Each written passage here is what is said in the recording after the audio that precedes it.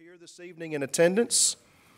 It's my understanding we may be having some streaming issues, but we may or may not be live on TV, on GMTV currently, but working through that. Welcome all those that are here this evening. Just a few items about the agenda tonight. We have two items that are special recognition. We also have an item, citizens to be heard. If you'd like to speak to the board, you can fill out a sheet of paper out on People Street and bring it to our city clerk, and she will present that, and that is item number 8 on the agenda. Tonight we'll also meet as a beer board and have a public hearing associated with that. Also, we had published a public hearing for item number 14, public hearing for Resolution 17R19, Goodwin Farms Planned Unit Development Outline Plan. That application has been deferred at the request of the applicant, so that will not be heard this evening. For those of you that are here for that particular item, you're welcome to stay for the entire meeting if you like, but there will not be an item 14. After we have our invocation and pledge shortly, that might be a time if you'd, again, like to stay for the whole meeting, or if you would like to exit for dinner, that's up to you.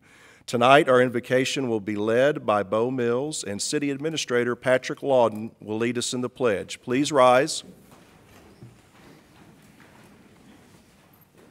Let us pray. We just thank you, gracious God, for a good day, for a day that you provide for us. We thank you for the many blessings that we have. We live in such a great place, a place to live, work, and play, and receive our education. We just thank you for this great city. Just ask for your blessings tonight upon this Board of Mayor and Aldermen meeting, for these leaders that will make decisions tonight, for staff as they make their presentations. We just pray that you would be glorified. We pray these things in your precious name. Amen. I pledge allegiance to the flag of the United States of America and to the republic for which it stands, one nation, under God, indivisible, with liberty and justice for all. Please be seated.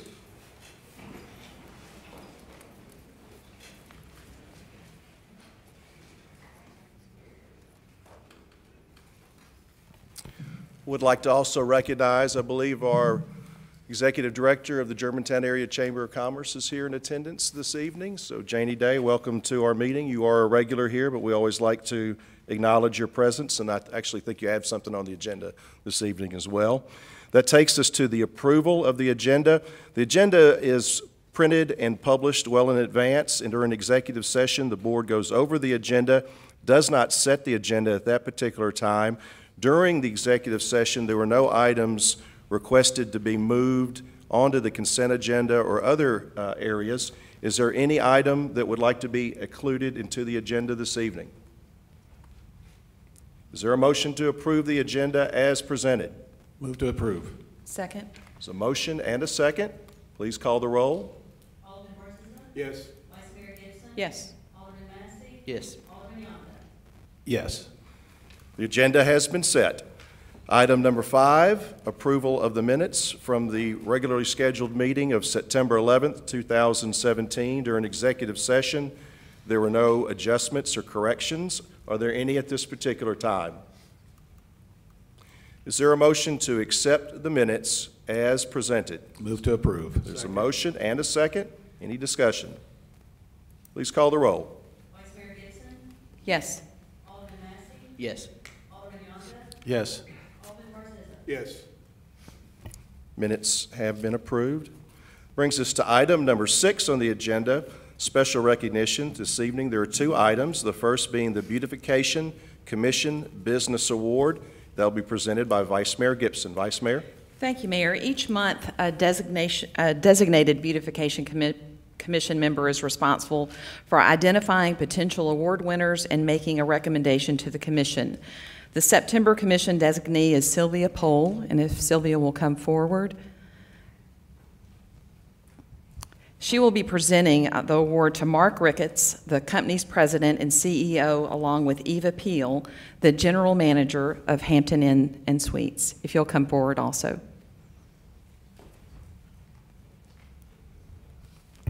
Don't be shy. The Hampton Inn and Suites by Hilton is owned by the McNeil Hotel Company. The local company is an approved franchisee for both Marriott and Hilton hotels. Philip McNeil Jr. and Mark Ricketts, the company's principals, are second-generation hoteliers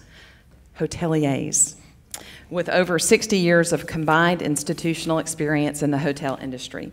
The Hampton Inn & Suites is situated in the heart of Germantown's municipal district, within walking distance of the Great Hall and Conference Center and the Germantown Performing Arts Center. Guests at the hotel describe the new property as convenient and comfortable. The hotel is an anchor business in the Thornwood development, Germantown's newest upscale mixed-use development, and includes 133 rooms, beautifully landscaped grounds, and a pool with a garden arbor structure. Hampton Inn & Suites' park-like setting also features walking paths and benches with great views of the development's fountain and bell tower. The landscape beds are simple and elegant, incorporating a balance of evergreen trees, native hardwood trees, and shrubs with drifts of perennial grasses and ground covers. Michael Hatcher and Associates, Inc. provided landscape design services for this business. The level of landscape detail, maintenance, and care of the property at this new Germantown location demonstrates pride in their appearance and their commitment to helping the city look beautiful.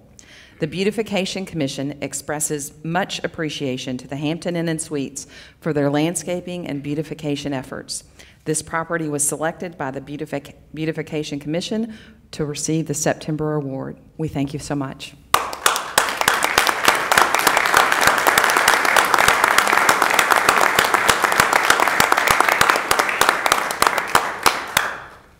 Thank you, Vice Mayor. The Board of Mayor and Aldermen and residents of the city join in this celebration. Hampton Inn, we are very much pleased with your appearance in our community. And I had some out-of-town guests, and they were somewhat displeased because I couldn't get a room. You were filled up. So we're glad you're in our community, and you certainly have made the Central Business District look good. So congratulations. Keep up the good work. Thank you. Item 6B on the agenda, donation Germantown Community Library. Daniel Page, our community librarian, will make this presentation. Daniel? Thank you, Mayor. Mayor and Aldermen, the purpose of this agenda item is to recognize and accept donations made to the Germantown Community Library in the amount of $1,403 and to approve budget adjustment number 18-13. Every day, amazing things happen at the Germantown Community Library. Lifelong learning, early childhood literacy, and providing a space for sharing a sense of community are among some of the best things we do in compliance with Germantown Forward 2030 key performance area that states that the city will provide community services that are responsive to community needs. Our success in these areas would not exist without our community partners. Two of our partners are represented here tonight, and we'd like to recognize them at this time. First, I'd like to ask all of the members of the Germantown Women's Club to please stand.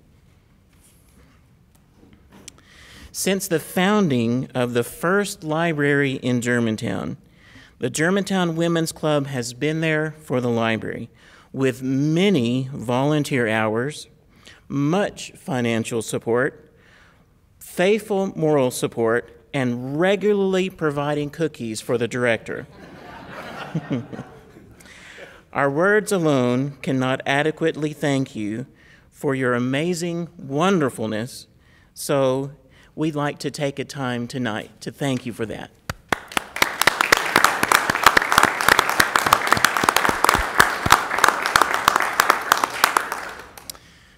You may be seated. From Tom and Huck, Sancho Panza and Don Quixote, to Anne Shirley and Diana Barry, our favorite books often remind us how important special friendships are. Sometimes what you need the most is a best friend, and the library could not have a better friend than the Friends of the Germantown Community Library. Their acts of kindness reach around the globe, but are seen best and daily here in Germantown. Since January, they have given $15,000 and thousands of hours in volunteer service. Tonight, we once again recognize their faithful support. And my dear friend, Don Riley, president of the Friends of the Board, the Friends of the Germantown Community Library Board, is here. Please stand, Don.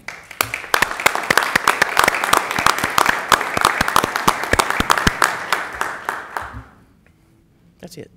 Thank you, Daniel, and the board certainly joins in this celebration as well. I'd like to recognize our library board chairman, Tom Cates, the only library board chairman we've ever known, and we certainly appreciate your tireless work and your efforts to make sure we have a great library. We appreciate very much the Women's Club, who's done so much great work, and the Friends as well. My mother loves the Friends and thanks you for the books that she gets each month. So we also have a few contributions from residents as well.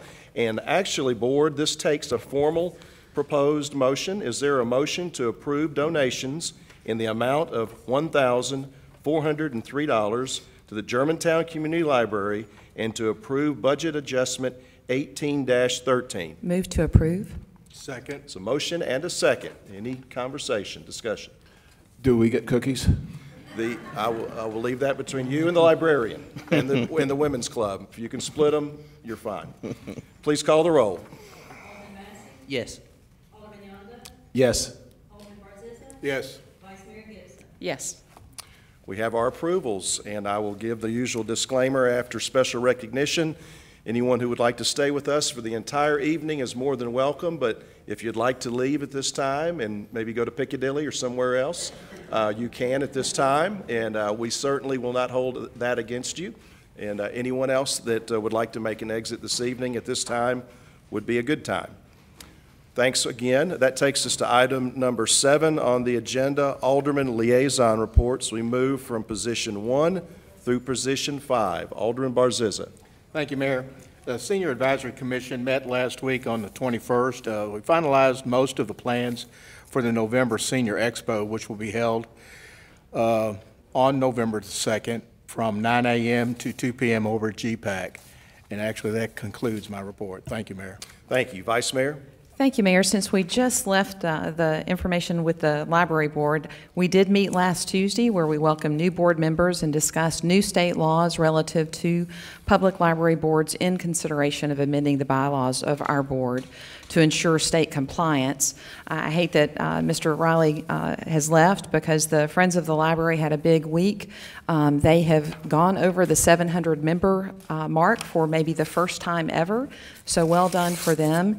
And Daniel did provide numbers that were effective the end of June 2017. Total volumes borrowed for our library were over 338,000. Of a volume for our collection, we have just over 135,000 in that collection. So lots of folks coming to and fro at the library. Education Commission met last Tuesday, where Battle of the Brains, which is planned for February at Houston High School. Those plans are in the works, and we are encouraging everyone to nominate a student and a teacher of the month. Those are monthly nominations that we'll be getting going with as soon as October. Neighborhood Preservation met last Thursday. The Neighborhood Summit is going to be on October 24th at the Great Hall, where we will be talking about getting in the game, how you as a citizen, neighborhood, community, nonprofit, how you can get involved within Germantown.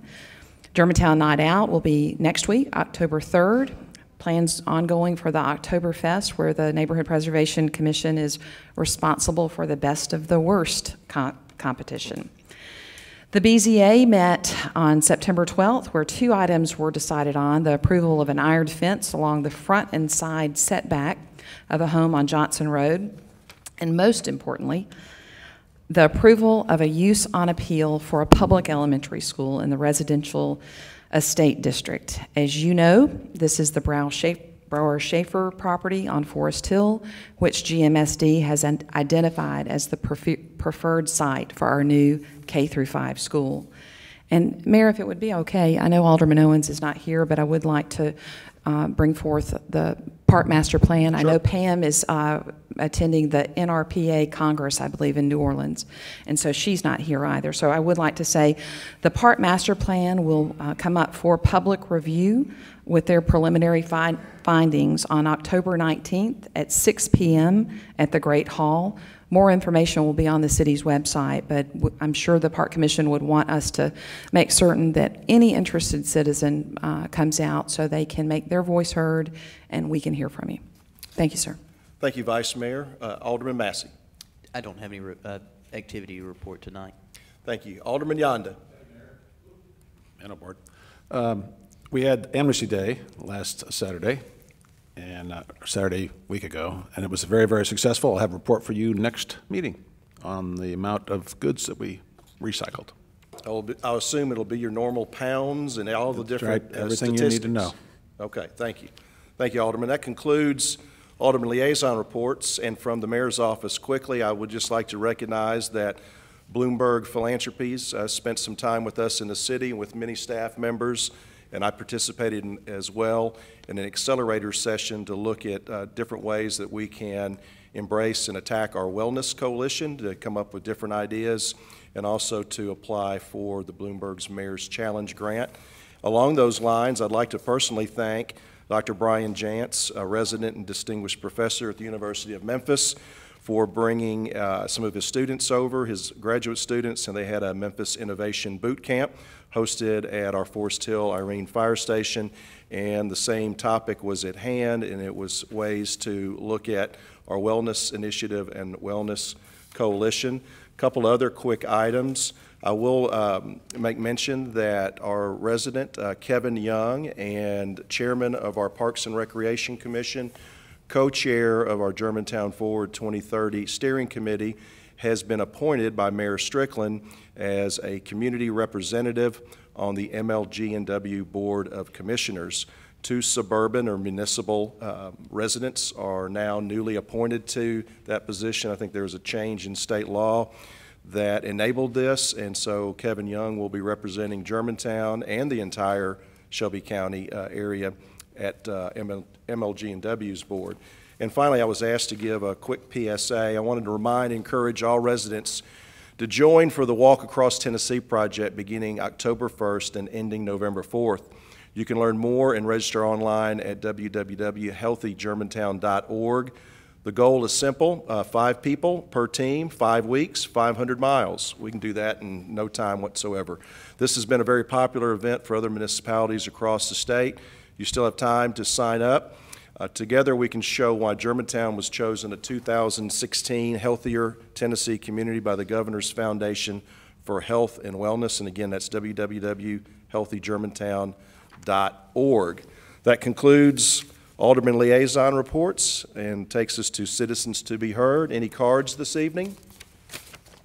Patrick, any cards? No, sir. We will now take a short recess from the work of the Board of Mayor and Aldermen and now form as a seated beer board. So now I proclaim that our beer board is now open for business. We have one item before us, public hearing, beer permit, manufacture and sale of beer for on-off-premise Rock and Dough Pizza. Mr. Lawton. Thank you, Mayor and members of the board. The city has included in your agenda packet a request from Rock and Dough Pizza Company, LLC, for a permit to manufacture and sell beer for on and off-premise consumption at their restaurant location located at 7850 Poplar Avenue, Suite 8. A copy attached to their beer permit application is the appropriate background checks conducted on the owners of this establishment. Nothing has been found in the police department's background check that would discredit both of the applicants identified in this application. This is a little unique for the city. We changed our beer ordinance several months ago to allow for on and off premise consumption. This, however, will also incorporate the manufacturing and sale of beer to customers only at Rock and Dough Pizza. So in other words, if you come in, you can order your food, and if you so inclined, you can order a beer and have that in the restaurant. You could also order, I believe the correct term is a cowler, not a growler. Growler with a C, for off-premise consumption.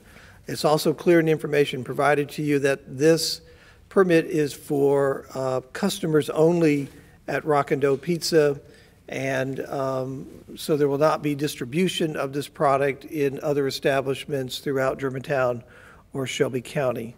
The administration has reviewed the zoning associated with this along with the city attorney's office and development and the rest of their application, and they are in compliance with the city's ordinance, and therefore the administration recommends approval. Thank you, Mr. Lawton, and the applicant has come forward. Let's go ahead and open the public hearing. If the board has any questions, please jot those down, but let's go ahead and have the people come forward. I now declare a public hearing open for the review of the beer permit, manufacture, sell beer for on-off premise, Rockin' Dough Pizza Company, LLC. Does anyone like to come forward and speak toward this application? Is anyone in the audience who would like to come forward and speak on this particular agenda item? Third and final call. Seeing no one come forward, the public hearing is now concluded, and we will return to any questions. Questions for staff or the applicant? Yes, thank you, Mayor. Your name, please? It's Please- Richard Corley. yeah, please state your name and address for the record. Richard Corley, 25 Rawlingwood Cove, Jackson, Tennessee, Give us your zip, too. We might have to call you 38305. or write you. Go ahead, Alderman, sorry. Thank you. Mr. Corley, have you brewed beer in the past? We are currently brewing beer in Jackson, in the Okay. county over. Yes, And sir. in that facility, do you brew any high-gravity beer? With the new change, yes, sir, we do. Now, with the fact that on high gravity, aren't you supposed to go through the Tennessee Alcoholic Beverage Commission for that? And we have to do that, but we wanted to make sure it was okay with you guys before we even applied for this permit with the TTB. Yes, sir. We don't have that yet. We wanted to make sure we had your blessing to manufacture in your city before we asked them. So that's going to come next. Okay. That's about a 4-month process, but it didn't do us any good to get that before you guys told us that you're okay with it. Right. Okay. Thank you very much. Yes, sir. Any other questions for the applicant or for staff? Is there a motion to approve the request of Rockin' Dough Pizza Company, LLC, for a permit to manufacture and sell beer for on-off premise consumption at Rockin' Dough located at 7850 Poplar Avenue, Suite 8? Move to approve. Motion? Second. Motion and a second. Any further discussion? Please call the roll. Alderman Yonda, Yes. Alderman Barzillo, Yes. Vice Mayor Gibson, Yes. Alderman Massey. No. You have approval. Generally, when businesses get some type of approval, I welcome them and congratulate them, but with over 20 pizzerias in this city, you could get in trouble. There's we no do doubt. welcome you, but we've got a lot of competitors, so Yeah. we hope you continue to do great business. Thank you so much. Congratulations. Thank y'all. That takes us to the consent agenda.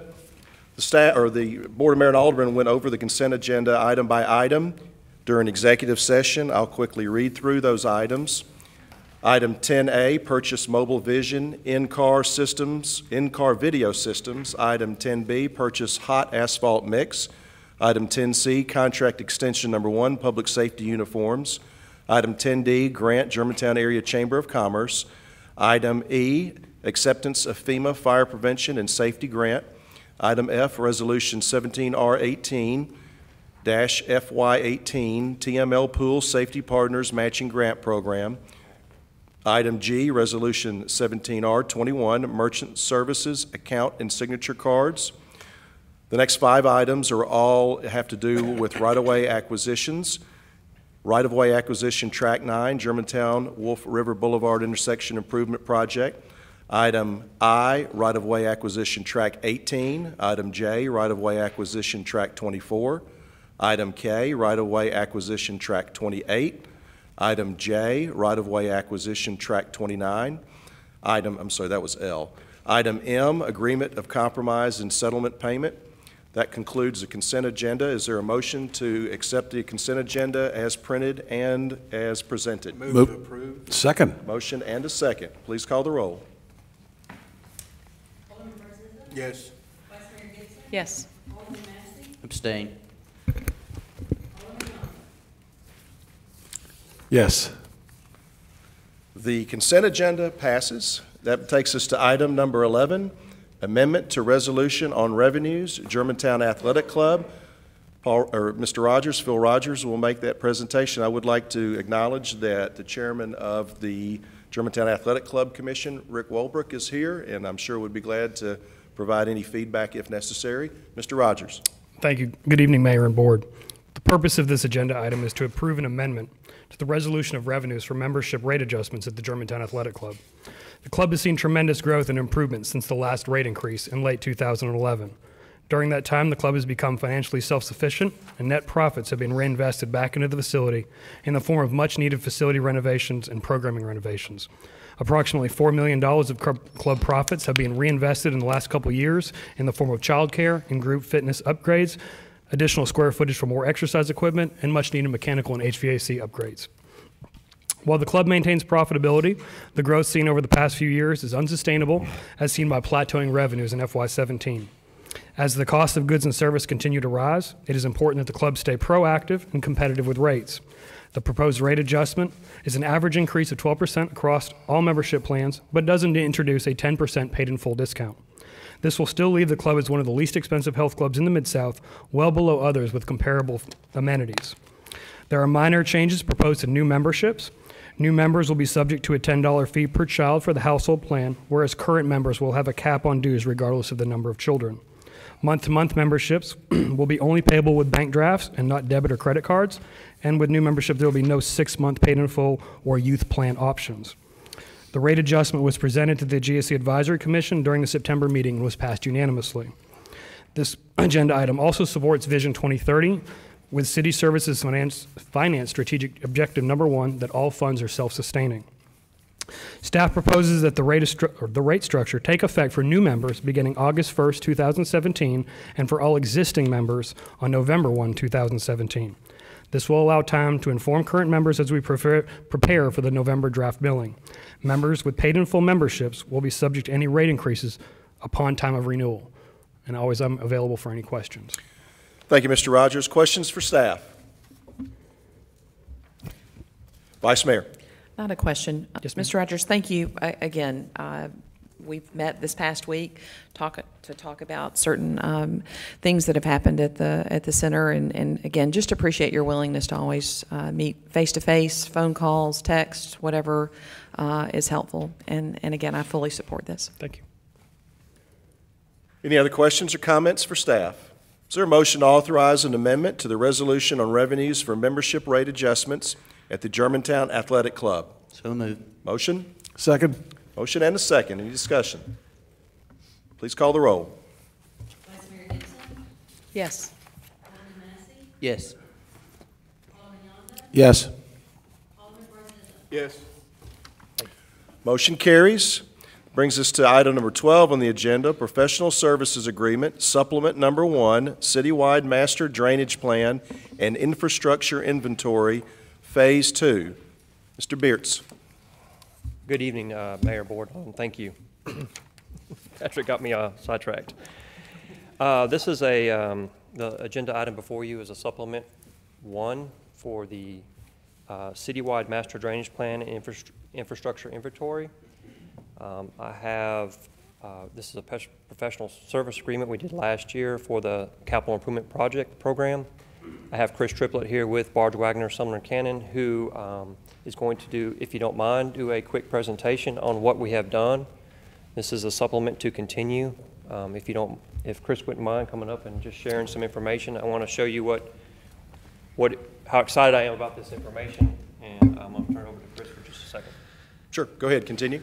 Chris Triplett, Barge Wagner, Sumner Cannon, 60 Germantown Court, Memphis, Tennessee. Thank you for the opportunity to come talk to you today. And I want to talk to you about our work. We partnered with Tim and the staff here, and I think we've started some momentum here that's going to be great. And I really want to present what we've collected so far and how this can be an opportunity to save this city millions of dollars in infrastructure, stormwater infrastructure over the years. So I'd like to go through it. We started off with lateral B. And if you look on this screen, you'll see it says 1A. It's a teal color.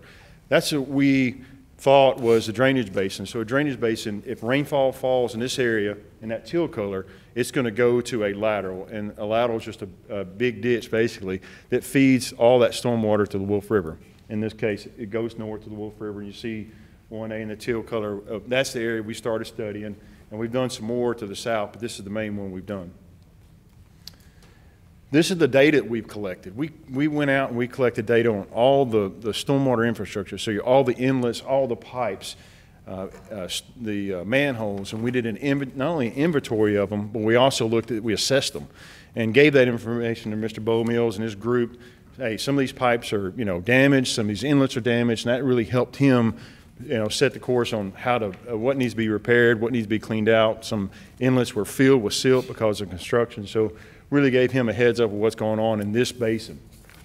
But it also helped us create a GIS database, all this information, so it's easily accessed by the staff and by anybody else in the city to know where these pipes are going, what's going on with the stormwater. So it's just a useful tool. But it also meets the TDET requirement that Tim has to meet in a few years, inventory of all of his stormwater. So we went out and collected all this data, and I told you 1A is where we thought was the drainage basin, based on historical data and all the information that was available, but that's not the drainage basin. You look, and now the dark black line is actually the drainage basin. Down here by Dogwood and Exeter, that actually goes to lateral C. Why is that important? Well, that helps us size those pipes and what those pipes should be and what's actually going that direction. And you see by Neshoba, we actually picked up some of lateral C that's going to this direction. So a good inventory helps us understand where things are going. So now we take that just another step forward, and we actually model it, try to understand what your problem areas are. And that's what this is. The blue symbols are major detention basins that hold water in this area. We want to know what those were, even the ones that are underground. The rest that you see, and it's a little hard to see, but green and red up there. Green means in the 10-year event, it'll pass it with no problem. Red, right now, it has capacity issues and can't pass a 10-year storm without something going wrong. And you can see there's red all throughout this basin. That doesn't mean you have flooding in all those, but that means they're either at capacity and potentially could flood if something changes in that area. So I wanted to drill down to one example down here. This is that Poplar and Miller Farms Road. West Road is just to the east of this, tell you where we're at. And if you look, it's red and green again. So the green pipes, they'll flow. They'll let the 10-year pass without any problems. The red pipes are, like I said, are at capacity or beyond their capacity to be able to carry that water. The green dots means it's not coming out of that manhole or that structure. The red dots means it is. So what do the red dots mean to y'all? That means that you have flooding. Water's coming up out of those inlets, and you're flooding these areas. Now, the flooding that we're showing here may be a little off because we don't have really good topo of those isolated areas. But in general, that's the areas that are flooding right now in a 10-year storm. So that really helps us to start looking at what do we need to do. Generally, what you would do if you don't have this model, and think of this thing goes all the way down to the Wolf River, so we know what happens all the way downstream. But this is really isolated, so I'll give you an example. So typically what you do is you increase pipe sizes. And in this case, we looked at that. What if you increase those on that left-hand side where that big red dot is? What if you increase those pipes right there? Well, all you're going to do is you're going to fix your flooding on that, but you're going to push it downstream, and now it's going to be north of Poplar. So that's not a good alternative. And with this model, we can run all the different alternatives, and we can see what it's going to do downstream, not just a few manholes downstream, but all the way down to the Wolf River. So that gives you a real holistic look at what are you going to do with these fixes. It also helps you understand if you make these fixes, what's the most economical bang for your buck. In this case, it's probably regional detention basin on the south side of this thing and hold some of that water back. So that's the better approach to this thing. So you're not just pushing your problem downstream and then you're chasing it, spending millions of dollars chasing that downstream. You have one fix now that fixes the problem. The other thing to look at is, I told you this is West Road, so you got a big vacant piece of property right here that somebody may want to develop one day. And they're going to come in and say, I want to develop this piece of property. I'm looking, according to your regulations, I'm looking at these first few structures, and they're not at capacity. I'm good. I'm just going to do the standard city of Germantown detention basin requirements. And if they do that, I know Tim is a smart guy. He knows that flooding's right there. He's going to ask them to do a little more. But how much more? With this model, we can model it and say, hey guys, you need to do much more than that, because if they don't, what's going to happen is you're going to increase the flooding right there, and again, you're going to increase the flooding that we have over on the north of Poplar.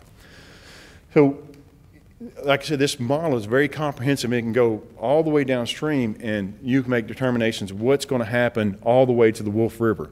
So you can, when a developer comes in or you're planning your CIP budget, you can really get an idea of what you need to do so you get the biggest bang for your bucks.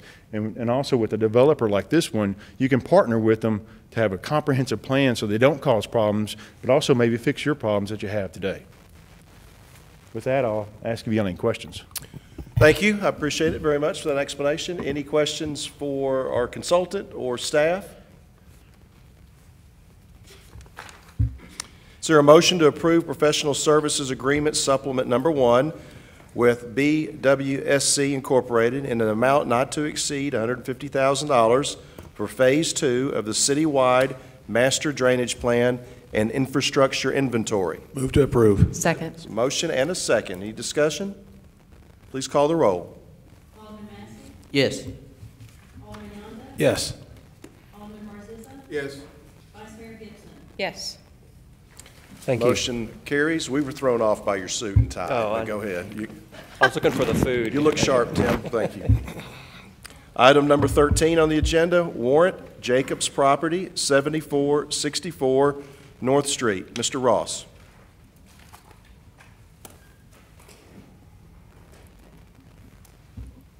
Thank you, Mayor, members of the board. Item in front of you tonight is for 2 warrants at 7464 North Street, known as the Jacobs property in the T5 Smart Code District. Both warrants are on the south side, or excuse me, the north side of the property in this general vicinity. The proposal in front of us that was approved by Planning Commission was for an accessory dwelling unit, but the placement of the accessory dwelling unit under the Smart Code resulted in it being placed in this general vicinity due to an existing pond on the property. The requirements are that it has to be closer to the rear property line than the pond would allow it. So the applicant had to ask the Planning Commission for a warrant to move it a little bit further back. This is the existing house, the primary structure, and this would be the accessory dwelling unit, live-work unit on the site. You can see the pond here. This is McVeigh, and then North Street. The Jacobs have made a significant investment into the existing house and look to make larger investment into improving the property and embracing some of the aspects of Smart Code.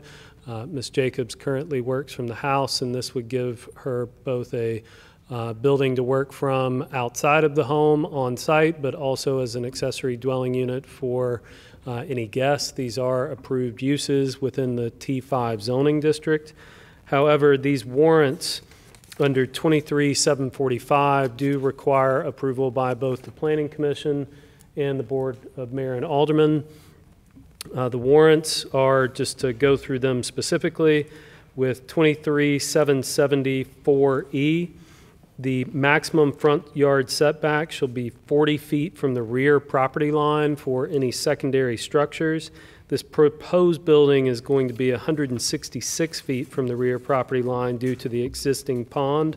The existing grade and topography of the site also create some unique challenges for this. And then the second warrant is that the maximum number of parking spaces is 1 per dwelling unit. As part of their proposal, you can see that they are looking to put a 4-car garage into this building to allow for different cars that they have as part of their family, as well as the occasional guest that may be staying at the property. So they're also asking for a second warrant as part of this proposal. This project does fulfill 2030 strategic objective in the land use and transportation of the city experiencing positive trends in the assessed value of residential areas.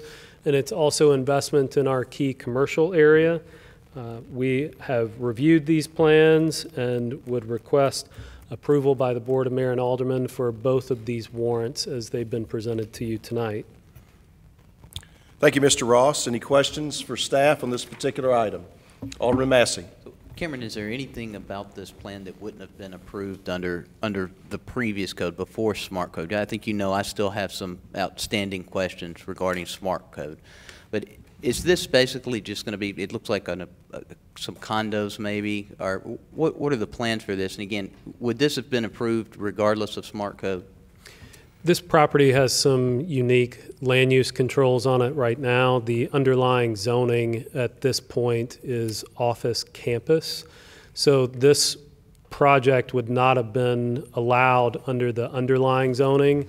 So with the application of Smart Code and using the Smart Code as far as creating an accessory dwelling unit or a live workspace as a secondary use on this large lot, they are in compliance with the Smart Code. This is an approved use under the Smart Code overlay within T5.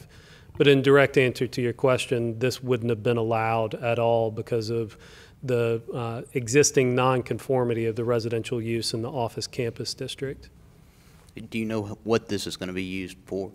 As stated, Ms. Jacobs will use it as a live-work unit as well as an accessory dwelling unit. It can go both ways. You know, as long as it meets the form, those are both allowed uses for these structures within the Smart Code area. So what does that mean? When you say live-work, does that mean that they can lease the They could potentially lease it out as both a residence and workspace, but they can also have it as an accessory dwelling unit to their primary, so in-law suite that's off the property. It's within the same parcel, so they're not subdividing it, so they can't sell it off. That would take a separate planning commission item. So this is intended to be used as an auxiliary use on the property for the Jacobs to enjoy their property. And so when I was looking at the actual plans for the property, it looks like they basically abut some offices, and then the nearest neighbor is a considerable piece from their home. Is that correct? That is correct. And the Jacobs are also very well informed as far as any developments, both previous and current, going on the Arthur track, and seem to be excited at least every time I talk to them about it. Well, I think you know why I'm asking the questions, y'all. How is this going to affect the surrounding area? How is it going to affect the nearby neighbors? So that's why I'm asking the questions. I think it's complementary for both existing conditions as well as future land use plans that are allowed under the T5 zoning district. Okay, thank you. Any other questions for staff? There are two motions required, one at a time. So is there a motion to approve the requested warrant from Section 23-770.4E to allow the front yard setback of the outbuilding to be more than 40 feet from the rear property line? Move to approve. Second. Motion and a second. Any further discussion? Yes, Alderman Yonda. I'm having trouble with this microphone today. Mr. Jacob, I appreciate you making it look like Germantown. It sort of matches your house also. But I want you to know you're not fooling me. I know you're going to put 4 new Porsches in that. That's a beautiful piece of property, and it's a beautiful building. Good luck. Please call the roll. Alderman Yonda. Yes. Alderman Marzizza. Yes. Vice Mayor Gibson. Yes. Alderman Massey. Yes. The first warrant is approved. Now moving to the second warrant. Is there a motion to approve the requested warrant from Section 23-792.A.3 to allow 4 parking spaces for the outbuilding rather than the maximum 1 per dwelling unit? Move to approve. Second. So motion and a second. Any discussion? Alderman Yonda. I do have a question on the 1 per dwelling. I mean, I was thinking these 4 parking spaces were outside of the building. The garage counts as the parking spaces? I thought the smart growth was not inside, but outside. It does count both garage and outside. Okay. It's kind of weird. Please call the roll. Alderman Barzillo? Yes. Vice Mayor Gibson? Yes. Alderman Massey? Yes. Alderman Young? Yes. Both warrants are approved. That brings us to, again, the conclusion of our meeting this evening. Again, item number 14 was deferred by the applicant. I will make this quick announcement. Our October 9th regularly scheduled meeting will not be held because of a lack of a quorum from the Board of Mayor and Aldermen. So we will not have a meeting on October 9th. We will publish that to the community, get that out on our website and in other means. We will have our next regularly scheduled meeting Monday, October 23rd. And as usual, I'd like to thank Steve, Al, George, Eric, and Ed for protecting us this evening. We are adjourned.